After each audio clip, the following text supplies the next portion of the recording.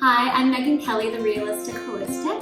I am a certified holistic nutritionist who works with women with hypothyroidism and Hashimoto's who want to get pregnant, have a healthy pregnancy, and a happy postpartum experience. I am here to share with you today a couple of thoughts that I have about supplementation with thyroid disorder. I don't like to recommend supplements just willy-nilly to the general population, and especially those with thyroid conditions. I think supplements can be a really incredible part of a holistic healing regime, and I use them all the time.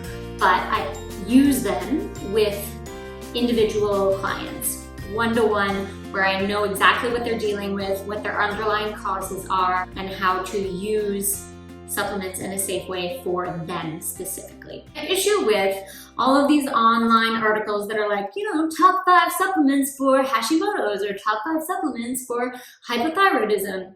The issue with them is exactly that they don't necessarily take into account all of the subtleties that go into thyroid disorders, thyroid disease development, and sometimes the recommendations are quite dangerous. So today I would like to speak with you about the top supplements to be wary of if you have a thyroid condition. So some of these might come as a shock because you'll also find a lot of them on the lists that you find online for supplements that will help you with your thyroid disorder. If you are taking any of these supplements, don't freak out, you're probably fine, but I would recommend consulting a professional healthcare provider, either a naturopath, nutritionist. Feel free to reach out to me directly, either in my DMs below or through any of my social media channels. So, the first supplement to be wary of if you have a thyroid condition is iodine. Yeah, this one is, again, heavily touted as the thyroid cure. Take your iodine. Hypothyroidism is just about iodine deficiency. Take some iodine and you'll be fine. Not the case, especially in North America where iodine deficiency is actually incredibly rare now. Our table salt is iodized, which essentially means that there is iodine in our table salt. So if you use table salt or if you consume any product at all that contains sodium or salt, usually that salt is iodized and therefore you are getting plenty of iodine from those sources. So iodine deficiency is extremely uncommon in North America. Not unheard of, especially if you're somebody who actually maybe is taking a sort of more holistic route and you're avoiding table salt and using a mineral salt, which I still recommend, but that makes you a little bit more likely to have an iodine deficiency. At the end of the day, it is something that you need to know for yourself. If you have an iodine deficiency, potentially iodine could be an incredibly helpful part of your therapy. If you do not have an iodine deficiency, then you are putting yourself at risk for creating a thyroid attack or a thyroid storm. What's happening here is that excess consumption can stimulate an autoimmune thyroid attack. So especially if you already have pre-diagnosed Hashimoto's, this stimulation, this overconsumption of iodine, potentially extra creation of thyroid hormone can cause your antibodies against your thyroid to attack more, fueling a flare. If you have a thyroid nodule, which 50% or more of us will develop by the time that we're 60. Even a slight excess in iodine can cause your thyroid to go into overdrive and produce excess thyroxine. And then even in the absence of an autoimmune thyroid condition or a nodule, studies are showing that too much iodine, so about 400 micrograms or more a day, which is not that hard to get if you're supplementing, can cause your thyroid to actually slow down. It's not doing what you're wanting it to do, which I assume would be to speed it up. So be wary of how much you're taking. If you do start out with a deficiency and you want to be supplementing, be sure that you're tracking your levels and be sure that you know how much you're taking in each day, because a lot of these supplements, even really, really common ones that are easy to just kind of find at your local Whole Foods, and in fact, Whole Foods themselves have a thyroid complete supplement that contains 200 micrograms per 2 capsules. And the recommendation on the bottle is to have 2 capsules at each meal, which would get you to 600 micrograms daily, which is enough to be causing a slowdown of your thyroid. Just be wary of those things. Within the iodine category, I would say we also want to be avoiding bladderwrack or kelp, which are two different types of seaweeds. Both will also be marketed for thyroid health because they are megadoses of iodine as the primary way they're supposed to be supporting your thyroid, and they end up being much more than 600 micrograms. And in fact, there is one on the market that is about 800 micrograms per drop. So be very careful with these things. Again, consult a practitioner, reach out to me if you like. Supplement number 2 to avoid if you have a thyroid disorder. Calcium. Okay, now you don't need to avoid calcium altogether. You might need to supplement with it. The reason that I say to be wary of it with a thyroid disorder, 1, calcium can block the absorption of T4 from your medication. So if you're taking a levothyroxine, a Synthroid, whatever the brand name is that you're using, if you consume calcium within 4 hours of that medication, it may block the absorption. So if you are taking a calcium supplement, or you need to take a calcium supplement, or even consume foods that are very high in calcium, you're going to want to try and do so about 4 hours before or after taking your medication. So that's a small one, but within that calcium category, again, the reason that I would say be wary of how you're using calcium supplementation if you have a thyroid disorder was a 2016 study that noted an increase in large papillary thyroid cancer with short-term calcium supplementation. So that's actually less than 5 years. However, supplementation long-term, so 10 years or more, actually reduced your thyroid cancer risk. If you want to be supplementing with calcium, it might be worth considering, okay, is this something that I'm willing to commit to for the long term? And just be careful about timing and quality. I always think that it's best to consult a healthcare practitioner who knows your specific situation and can monitor your status. Number 3, biotin. Couple of reasons for this. The primary reason is that biotin can actually interfere with the immunoassay used to determine TSH levels. On your test, your TSH may actually appear lower than it actually is in your system because biotin is interfering with those readings. The danger here is that you think that your TSH is even just within range, or your doctor is happy that it's sort of just within where we want it to be, but actually you're reading a little bit, it's reading a little bit suppressed because of the biotin that you're taking. Biotin is a common supplement, again, for people with thyroid disorders, especially if you're experiencing hair loss. Biotin is an excellent nutrient for your hair, skin, and nails. Understand that it is a B complex vitamin. So if you are taking any kind of full B complex, biotin will be in there. If you're taking a prenatal, which a lot of my clients are doing, there is going to be biotin in there, and we do want it, but we just want to take into consideration that our TSH may appear a little bit suppressed, so we may want to push a little bit further, particularly for my friends struggling with fertility with hypothyroidism.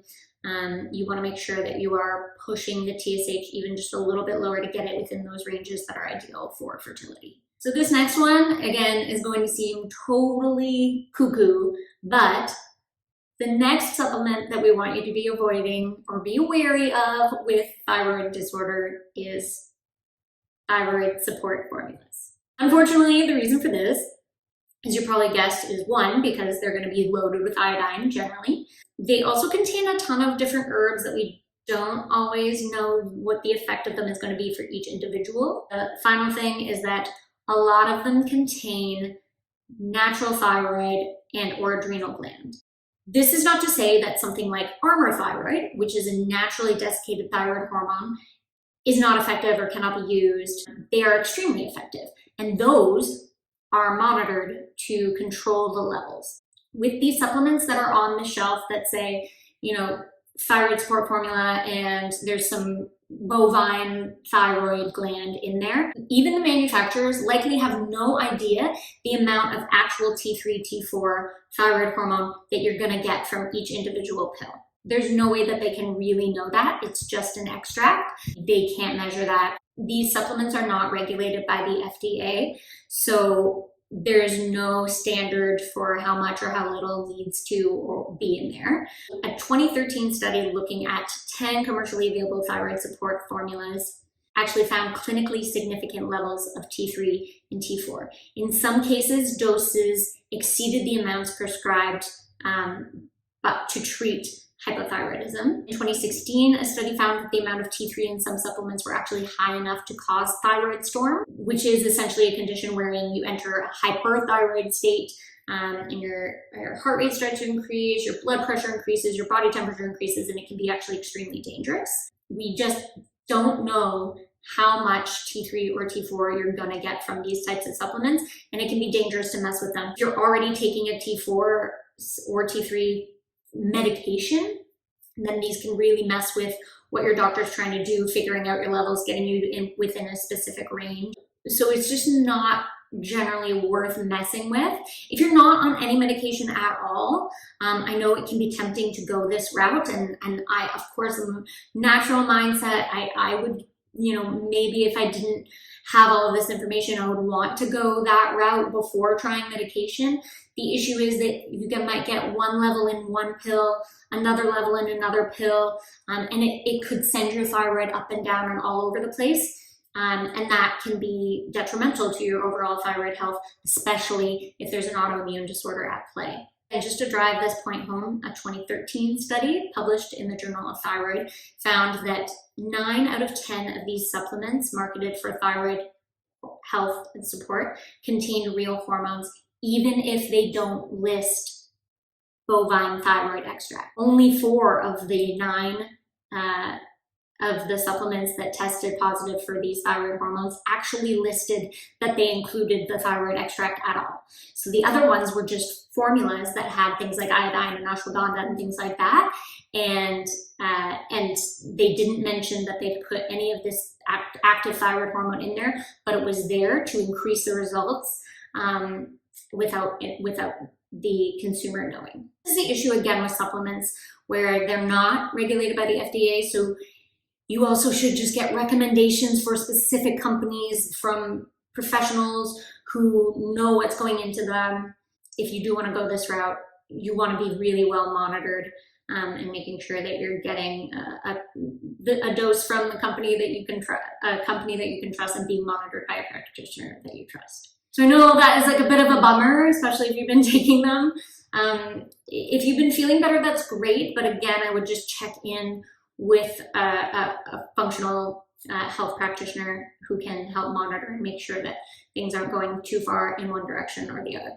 The other word of warning I will give you is actually about probiotics. Now, again, not saying that probiotics can't be helpful. They can be incredibly helpful, and in most cases, they are extremely important part of a healing journey. However, they're also very individualized. Some people have overgrowths of one kind of bacteria.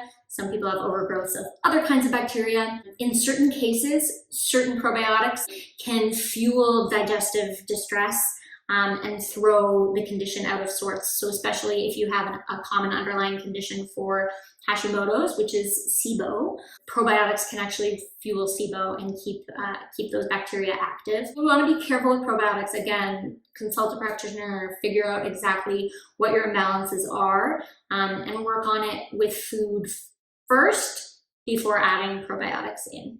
Next, I just want to mention a couple of herbs that I think we maybe should be wary of if we have a thyroid disorder.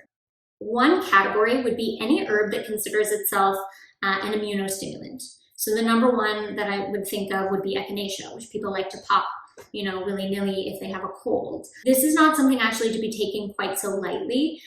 These herbs can be really powerful immunostimulants, and if your thyroid disorder happens to be autoimmune, this could throw your thyroid disorder into higher gear. Now, I found in my practice that a lot of women who come to me initially just saying, oh, I just have hypothyroidism, don't actually know that it's autoimmune in nature and that it's Hashimoto's, because unfortunately, the testing is a bit wacky and the doctors don't like to send you for more than they think that they need to.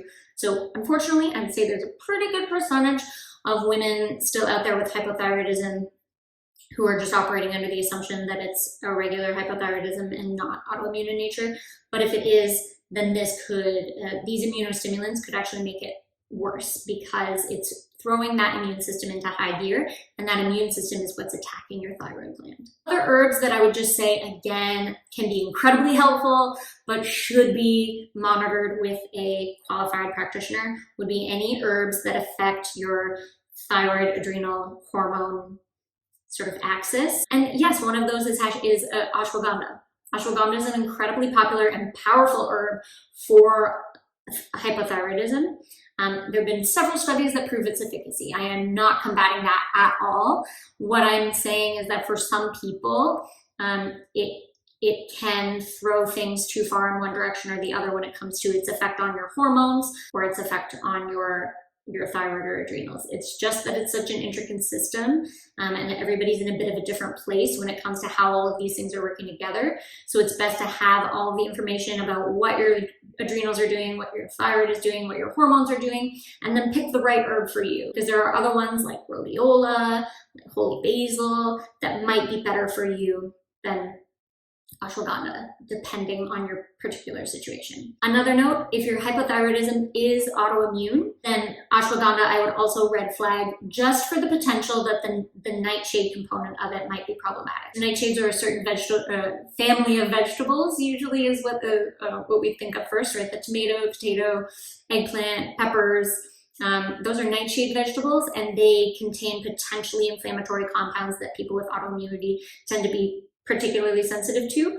It doesn't mean that for sure you'll be sensitive to it. It just means it's a possibility, so it's something to be aware of and to play with. Again, ashwagandha, if it's an autoimmune hypothyroidism, might not be the first herb that I would try. In some cases, it's incredibly helpful, and actually for me, ashwagandha was a lifesaver and actually helped me to achieve fertility. So it's not off the table. I'm just saying, be wary.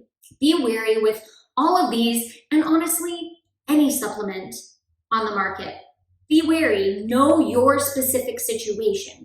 Work with someone, get recommendations that make sense for you, that you can trust, and know that you're treating your body and your condition in a way that is specific to you. The stuff, again, that you're gonna find online is generally going to have, sales incentives behind it. It might not be 100% educated on the intricacies of hypothyroidism, and you just want to be your own best health advocate. Again, please feel free to reach out to me if you just have small questions. However, I do think that it's worth working with a practitioner to figure out a supplement regime that makes sense for you in your specific situation. That is all for now. Leave any questions or comments you have below, and hit me up on Instagram and anywhere on social media. You can find me if you search The Realistic Holistic. Have a fantastic rest of your day, and my hypothyroid ladies, you can get pregnant, you can stay pregnant, and you can have a healthy pregnancy and postpartum experience. I believe in you.